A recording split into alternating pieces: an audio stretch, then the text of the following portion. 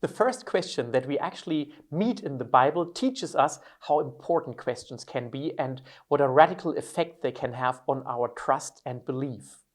So we see Adam and Eve at the beginning of Genesis 3, at the end of Genesis 2, that they trust God completely and they know they can do everything in the Garden of Eden. They just should not eat from that one tree in the middle of the garden, the tree of the knowledge of good and evil. So, and here comes the question suddenly.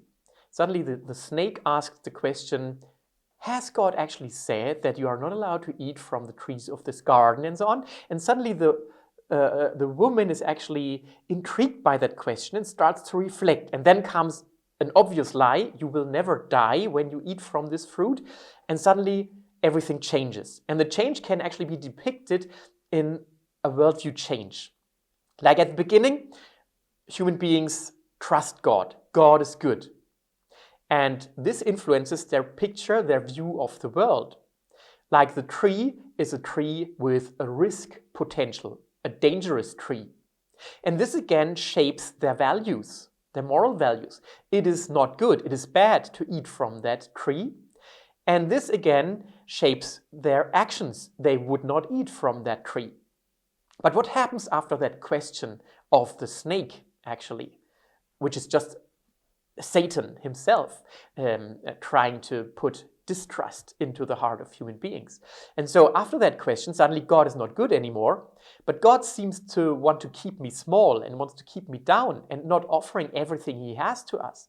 So I could be like God. That sounds intriguing suddenly. So the view of God changes. God is bad suddenly, or someone who keeps me small, who is not honest, not trustworthy. That changes my view of the world, of the tree. The tree is not a dangerous tree, but a tree with power potential. Suddenly, through eating from the tree, I can actually become like God. And this changes our values. It's not bad to eat from the tree, but suddenly it's good and desirable to eat from that tree. And so the actions change as well. Suddenly, I want to eat from that tree, and they do. Both the man and the woman eat from the tree. And this shows how important questions are. A lot of purely intellectual or rational questions do actually have a very existential dimension to it.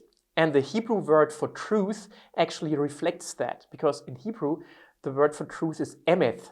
And emeth is solid ground, and it can either mean a true statement, truth, which I can trust, or the truthfulness of a person, the faithfulness of a person. So questions about God are not only intellectual, rational questions, but they will have an effect on my trust on God. And so questions are very important, and we should never suppress them. We should get them out and discuss these questions with people, because it's important that we can fully trust God.